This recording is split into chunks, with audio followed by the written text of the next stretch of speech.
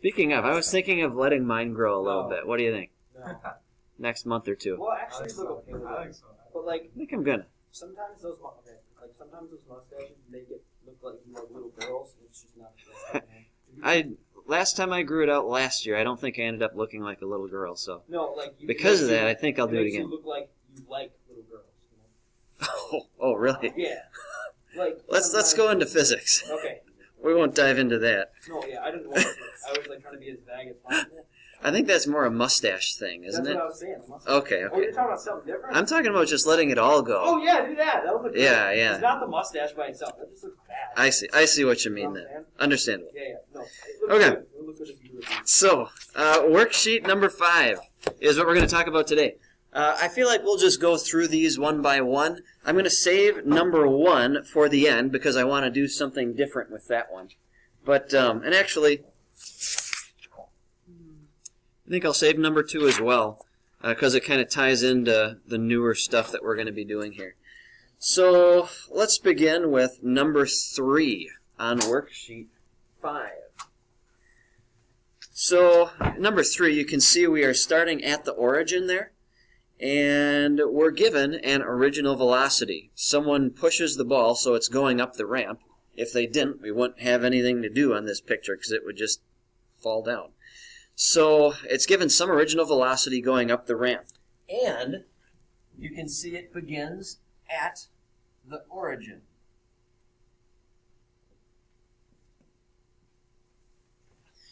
So, in this particular example, the main thing that's going to be happening here is this marble is going to be slowing down. You give it some speed, and then over time, because it's going up that ramp, it's going to slow down. We'll say for our purposes that it slows down to the point where it stops moving. You could say that it stops and then it reverses and goes back down. That's fine. I can show you how you could extend that graph. But let's just talk about the point from where it begins moving to where it would slow down to being at rest. So, it's going away from the origin. That is the positive direction. So that means it has a positive velocity. So I'm going to start my position time graph with a positive slope, because the slope here means velocity. So I'm going to start by kind of going up rather steeply, and then you know that as it goes up the ramp, it's going to slow down. So in the same way that its velocity is going to decrease over time, this slope will decrease over time. So it might end up looking something like this.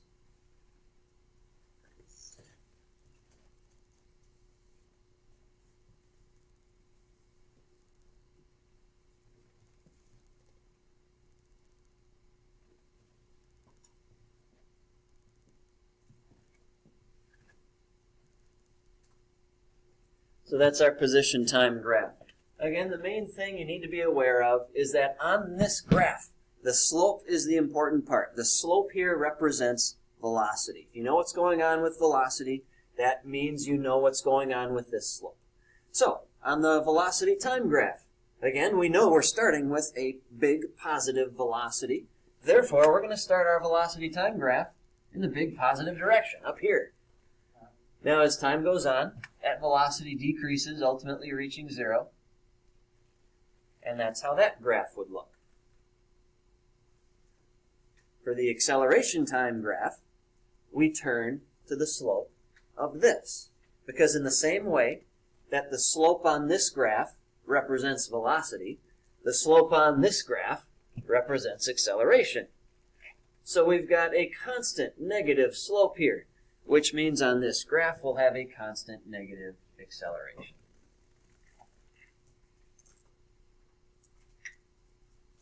Questions on 3.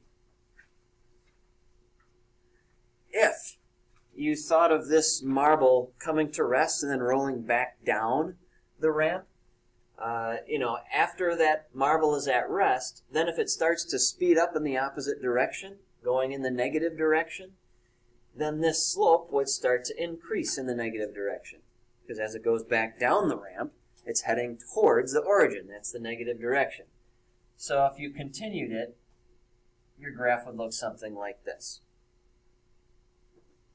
And then in terms of your velocity, it would continue on through the 0 point like that. This would always be negative because that's still a negative slope. Okay, on to the tough ones here. Number 4 and 5.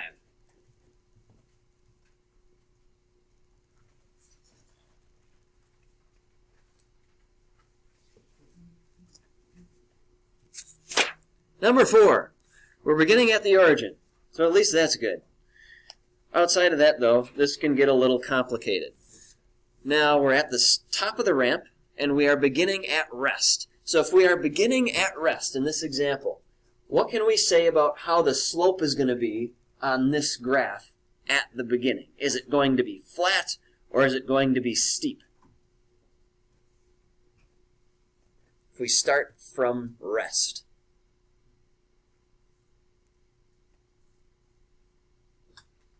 So if we start from rest, that means we start with the velocity of 0. And if we're starting with the velocity of 0, that means the slope on this graph will have a slope of 0. And that looks like flat. That would look like a flat slope to start. So we're going to begin with a slope of 0. And because the object starts at the origin, I'm going to start down here. Now as time goes on, of course, it goes from being flat to curving up a little bit because the object is picking up speed. It's going faster and faster. Now there is a point where it stops increasing speed. That's when it reaches the flat part of the ramp there. Once it reaches the flat part of the ramp, it is no longer going to be increasing the velocity.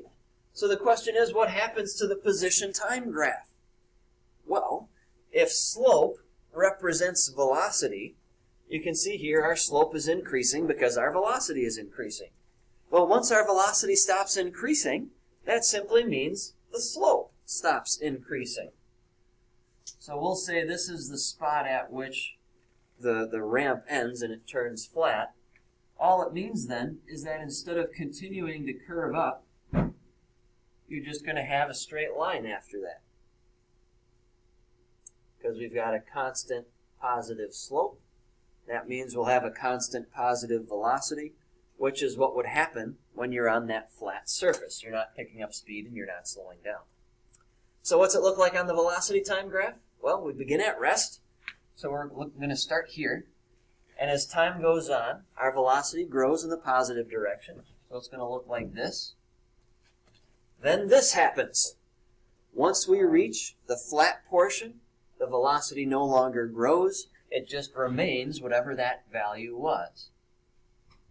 So it would look something like this. And in terms of the acceleration time graph, once again, it's all about the slopes. The slope on the velocity time graph tells you about acceleration. This is a positive slope, so that's a positive acceleration. This is a slope of 0, so that's an acceleration of 0. So that would be number 4. That's okay. That's why we do this. Now, let's do number 5. Any last questions on these? I know this is tough stuff, folks, especially on a Monday. Yeah. The first Monday back from the new semester. 2021. Yeah. All right. So number 5. One step at a time. And before we jump in, I'm going to be repetitive and rehash everything that I was emphasizing before. It's all about the slopes, folks. And if you forget these relationships with the slopes, just look at your formula sheet. In the motion box, the folks at home, the motion box is located right here. And on the bottom half of that box, you can see the relationships between all 3 of these graphs in terms of their areas and in terms of their slopes. So on a distance versus time slope, that means velocity. It says it right there. Velocity versus time slope means acceleration. It says it right there. So it might be helpful to have this formula sheet out while you're doing this. Anybody need an extra formula sheet? I printed out a bunch. 1, 2, 3. If you want one, keep your hands up. Again, it's the motion box that we're looking at here.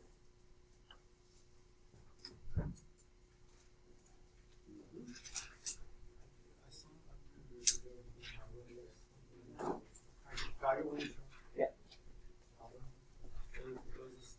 So the bottom half of the motion box is the important part for our discussion right now. So, with that in mind, let's look at number 5. Number 5 is the most difficult problem you're ever going to see in this chapter in terms of these graphs. This is beyond anything that'll end up being on the test, whenever that ends up being. So, let's take a look at number 5. We are beginning away from the origin. So we know that whatever our graph is going to do for the position time, it's going to start somewhere up here. Because from the picture, you can see that the 0 point is on the left here. The 0 point is right here. And that's our origin. You can see we begin away from the origin there. So, it looks like we've got an original velocity of 0. So if we start with a velocity of 0, that means that the slope on this graph is going to start out flat, because the slope on a distance versus time graph represents velocity. And if we've got a velocity of 0, we're going to have a slope of 0, and a slope of 0 is flat. So we're going to start flat here, but of course, it's a ramp, so it's going to pick up speed. Now it's going toward the origin. Is that the positive direction or the negative direction? That's the negative direction. So this slope is going to grow, and it's going to grow going down in the negative direction. So maybe something like this. You can see the slope is going to start increasing in the negative direction there. I'm pausing here because there's 3 stages to this motion. The next stage is we reach that flat part. And on the flat part, the velocity is not going to change. It's going to stay the same. So, if my velocity stays the same, that means on this graph, the slope is going to stay the same. So whatever slope you have right here, just continue it. So this would be like a straight line from here to there.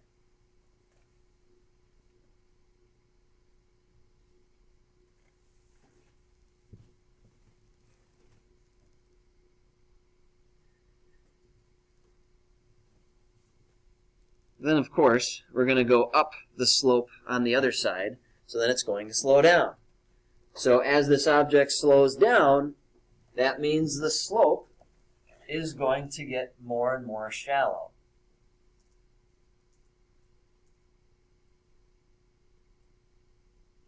So maybe something like this.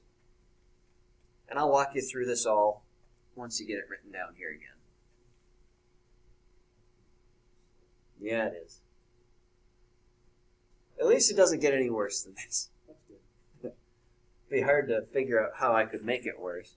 But, It's like the same thing, but like make it longer, you know? Like curved and all that. right.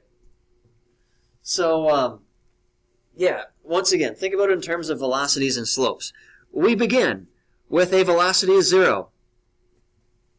So we have a slope of 0 right here.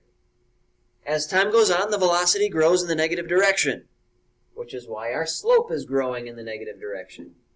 Eventually, we get to a point where the velocity no longer grows. Now we're on the flat part of that ramp. We're not speeding up, we're not slowing down. Then we start to go up the ramp on the other end. That means we're going to start to slow down, which is why our slope is decreasing. Once our slope reaches 0, that corresponds to the point at which the ball will no longer be moving, where it comes to rest. So it's all about velocity, it's all about slopes. So, in terms of the velocity over here, we begin at rest, so we're going to start at v equals 0. And we're going to be picking up speed in the negative direction. So that means our velocity is growing in the negative direction. For a while, that velocity remains constant. So for this portion, that's where we hit the flat part of the ramp. And then once the object starts to go up the slope on the other end, marble's going to slow down. So our velocity is now decreasing, eventually reaching 0. I did that with the opposite way. I made it positive. Okay, well you had the right idea then, that's good. And then in terms of the acceleration time graph, this one should be the easiest part of all this. Velocity times slope represents acceleration, so this is a negative slope. Negative acceleration. Slope of 0. Acceleration of 0. Positive slope. Positive acceleration. You got a fancy little staircase there.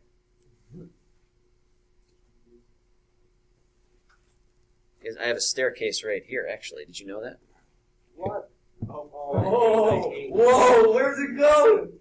Did you get me a cup of coffee from the warehouse? Well, I don't have It's so coffee. much better from the warehouse. Let's see. There we go. Was down better or was up better? I think down. Down was better. Down was better? I'll stick to the down from now on. Okay. Sugar and cream too. Oh, dang it, I forgot. Sorry. So, Yeah. we do need to talk a little bit more about these graphs. Not just how they look, but we have to understand that we can actually use numbers with these graphs. And that's where I'm going to go over 1 and 2. Just kind of show you how we can do that. So, turn to 1 and 2 on your sheet. We'll start with 1. I thought you were serious about that staircase.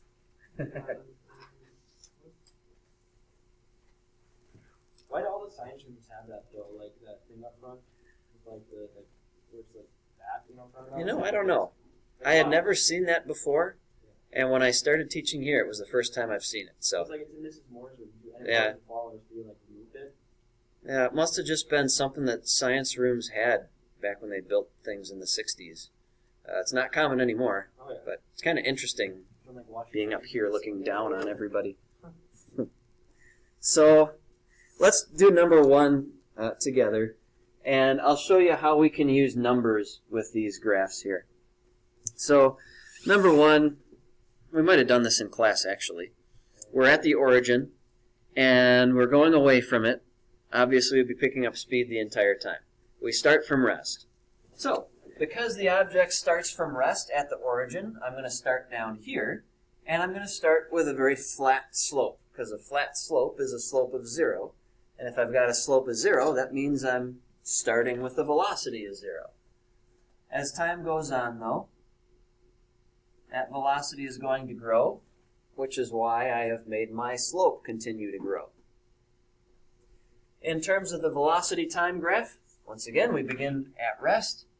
So I'm going to start at the 0 point, and as time goes on, the velocity grows. So I would make my velocity time graph look like that. Velocity is growing. And in terms of the acceleration time graph, this is a positive slope, and the slope on this graph represents acceleration. So if that's a positive slope, I've got myself a positive acceleration. Questions on these graphs here?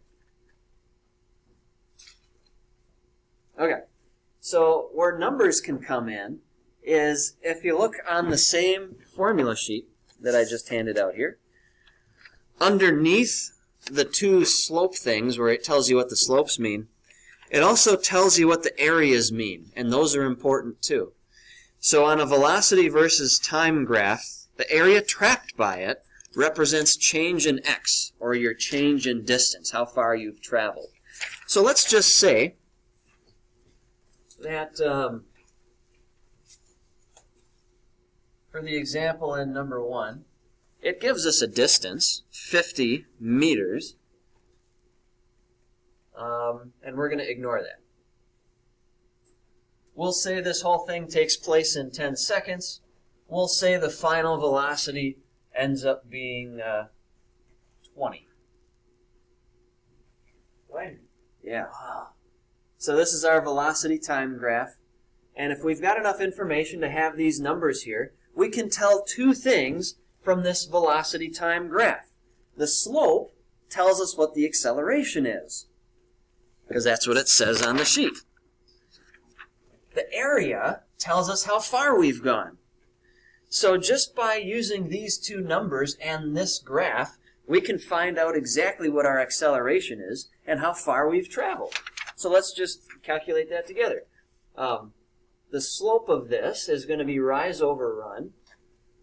So the rise is 20, the run is 10, and I believe that comes to 2, right? Yeah. Okay. So because this slope represents acceleration, I know that my acceleration is 2 meters per second squared. So it's not just a matter of drawing these, you can actually put numbers into them too. Now maybe I want to figure out how far I've gone. If I want to do that, I got to calculate what this area is. Now this is a triangle. So the area of a triangle is 1/2 base times height. So 1/2, the base is 10, the height is 20. So that's going to be 100, yeah. And that's how far I've traveled.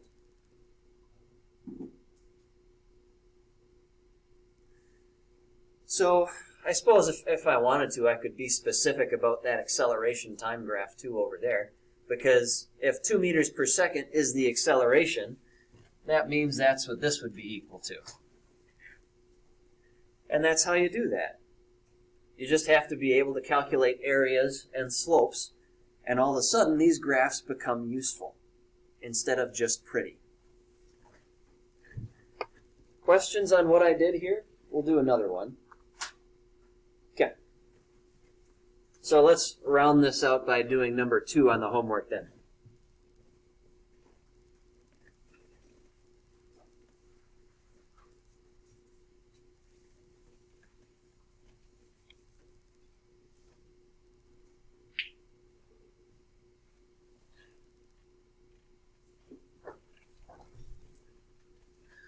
So number 2, we've got the same situation, but now we're beginning away from the origin and we're going towards it. So first thing that we can do when we're drawing the distance time graph is, because we know we don't start at the origin, I know that I can just kind of begin somewhere up here. Now number 2, we are beginning from rest again. So if we're starting from rest, if we're starting from a velocity of 0, that means on this graph, I'm going to start with a slope of 0, which is flat. So now I'm going to start kind of flat. Now, looking at the picture, as time goes on, you can tell the velocity of that marble is going to grow until it reaches the bottom of the ramp. So my slope, then, is going to grow. Now, it's going to grow in the negative direction, and the reason for that is because we're going towards the origin. If you look at the picture, you can see the 0 point is on the bottom of the ramp. So we're going towards the origin in this case. That means our velocities are negative. That's why our slope is getting bigger in the negative direction here, not the positive. So in terms of the velocity time graph then, we begin with a velocity of 0 because we start at rest. So my velocity time graph is going to start here once again. And my velocity does grow after the beginning, and it grows in the negative direction. So my graph would look something like this. In terms of the acceleration time graph, I'm just looking at this slope here. This is a negative slope, so that means here I'm going to have a negative acceleration.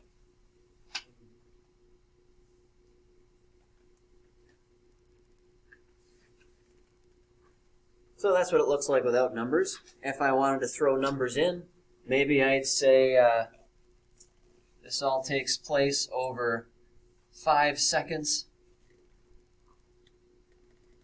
And our velocity at the end is -10. So using that information, I might ask, can you tell me what the acceleration is? And can you tell me how far the object has traveled? So we can just do those one at a time.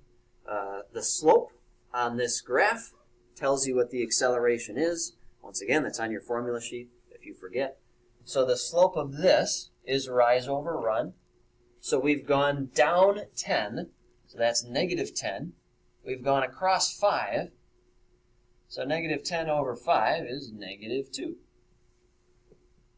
And because it's an acceleration, the units are meters per second squared.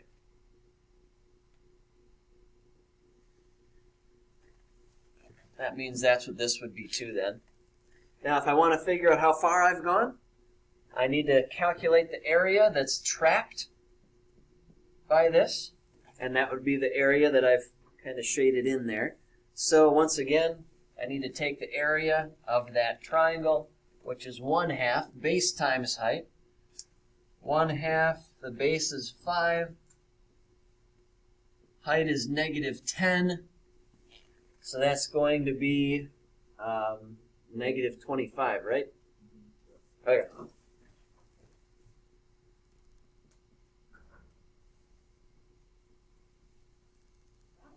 So what do you suppose the negative means in this? No, I've gone 25 meters. Why? What does the negative signify in this example? Yes? That, like, you're going... Oh, crap. Never mind. I can't think. That's the right way to start the sentence. Yeah. Thank you. It means you're going in the... Negative direction? Yeah. So it's negative. That just means you're heading towards the origin, not away from it. So yeah, that's that.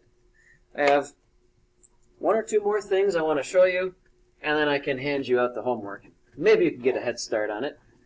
It's going to be due on Wednesday on account of our Mythbusters Day tomorrow. It better be something good this time. Well, it'll have something to do with velocity and acceleration, so Okay. hard to think that would be a bad episode. Okay. Sounds pretty sweet. Now, in terms of these graphs, you might be kind of like me, the sort of person that does well in math with, like, geometry. And generally, it seems like most people like algebra here better than geometry. But I was always better with shapes because I could see them. So one way you can solve for these values, distance, acceleration, is by doing them on the graph and calculating the numbers that way. But there's an alternative to that, and that is to use equations, kind of like you would in an algebra class. So maybe instead of calculating distance that way, you could just use this equation from the formula sheet, also in the motion box. We've done this one before. Maybe if you want to calculate velocity, you would just change in distance over change in time. It's a way to calculate velocity. Very straightforward.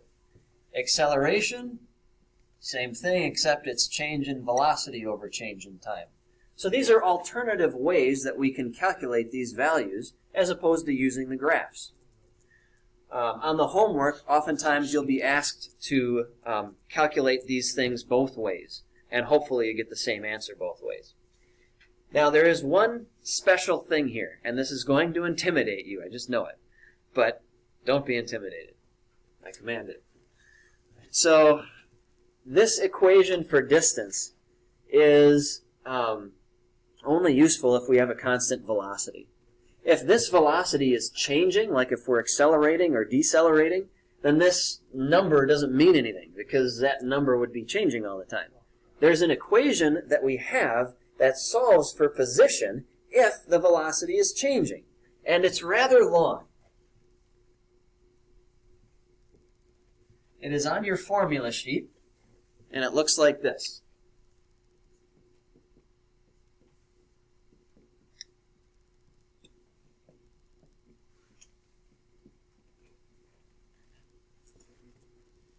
There you go. You don't have to write it down. Like I said, it is on your formula sheet. Now, it looks intimidating, but it's really not that bad, and let me tell you why. Because usually, we start at the origin in any example. Usually. So, if that's the case, then this, which would be our original position, would be 0. 90% of the time, that value is 0. This is an original velocity here. Oftentimes we start from rest. So most often that goes to 0 too. So then you're just left with your distance is equal to 1/2 times acceleration times time squared. and that's not quite as bad. Your acceleration would be whatever they give you in meters per second squared. So you will have to use this, and you will be using it on, well, I'll tell you once I hand out the worksheet. It'll be on problem number 7. But yeah. So, try not to be too intimidated by that equation, and everything will be just fine, trust me. It's not intimidating when you make a face on it. Exactly. All right, that's it.